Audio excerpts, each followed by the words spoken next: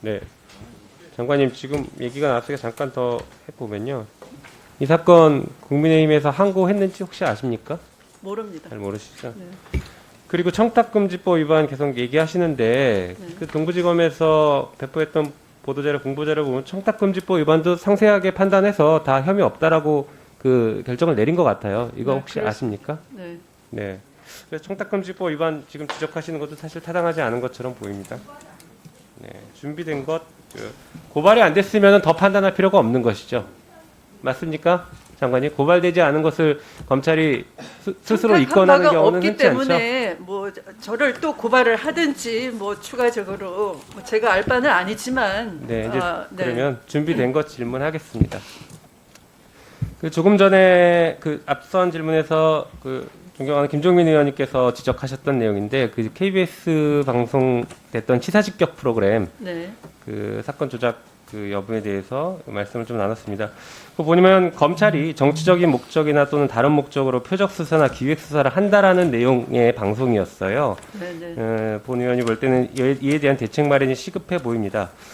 먼저 그 사건 간단하게 특징을 보면 횡령 수사가 진행 중이다가 갑자기 뇌물 수사가 뇌물 수사로 진행됩니다. 그리고 뇌물 수사가 마무리되면 횡령 금액을 낮춰주는 형식을 띱니다.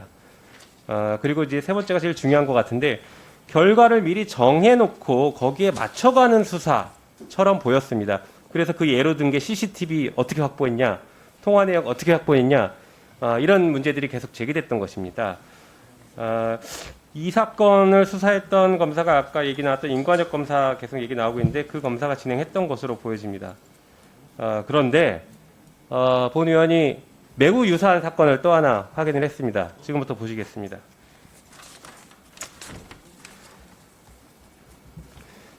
그 2016년 그 민주당 시장이었던 전 김해 시장에 대해서 부산지검에서 뇌물 사건을 수사하는데 지금 말씀드린 것과 매우 유사합니다.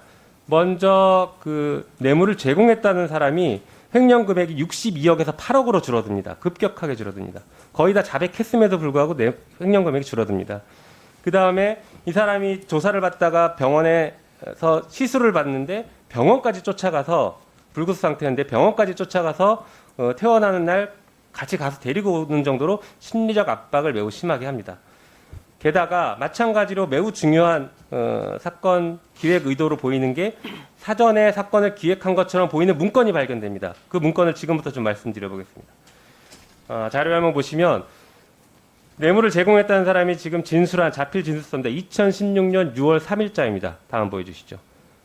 이 사람은 새벽 4시 10분에 조사를 받기 시작해서 5시 20분에 조사를 마칩니다.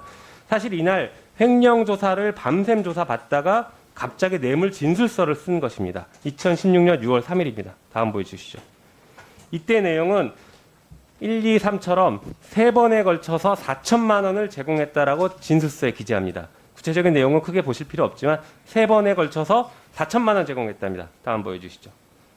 자, 이렇게 어떤 구체적인 자백 진술이 나오면은 그 내사에 착수하기 위해 수사 보고를 작성합니다.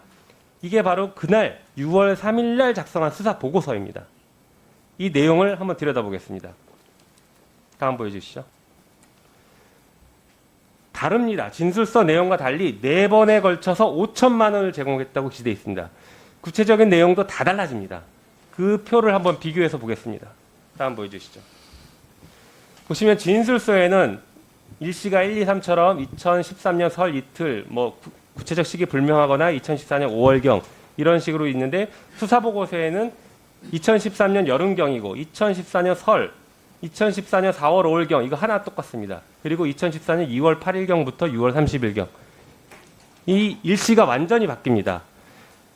상황에 이르면 검사면 수사가 진술서를 토대로 수사가 진행되어야 되는데 이 사건 수사는 그렇지 않고 진술서를 토대로 만들었다고 하는 수사 보고서를 토대로 수사가 이루어집니다. 이건 명백한 조작의 흔적입니다.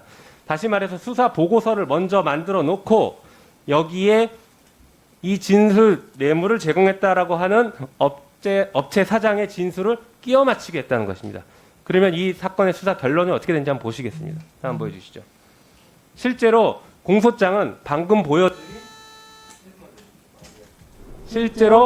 보여드린 수사 보고서 2016년 6월 3일 날 작성된 수사 보고서와 동일하게 일시 장소 행위 의도 모두 동일하게 공소장이 만들어지고 기소가 됩니다. 다시 한번 강조드리지만 이 사건은 수사 보고서를 그날 썼다라고 하지만 미리 작성되고 진술을 그 이후에 끼워 맞추기 했던 명백한 증거라고 보여집니다. 이 사건 수사 누가 담당했는지 혹시 아십니까? 아마 잘 모르실 겁니다. 이 사건을 담당한 수사 부장검사가 바로 임관혁입니다. 같은 방식으로 수사를 한 것입니다. 지금 이런 것들은 사실 사람의 문제라기보다는 구조의 문제가 아닐까 싶습니다. 누가 가더라도 그렇게 사건 조작할 우려가 있는 것이죠. 수사기소권을 같이 가지고 있는 검찰의 구조적인 문제다. 저는 이렇게 보고 있습니다. 이 사건을 통해서 우려가 되는 것은 지금 옵티머스와 라임 사건 수사가 진행되고 있는데 혹시 이런 방식의 또 기획이 되고 표적 수사가 만들어지는 것은 아닐지 우려가 돼서 장관님께서는 수사가 공정하고 철저하게 진행될 수 있도록 잘 지휘하고 감독해 주시기 바랍니다. 그러시겠습니까? 네. 네, 수고하셨습니다. 다음은 존경하는 김종민 의원님 질의해 주시기 바랍니다.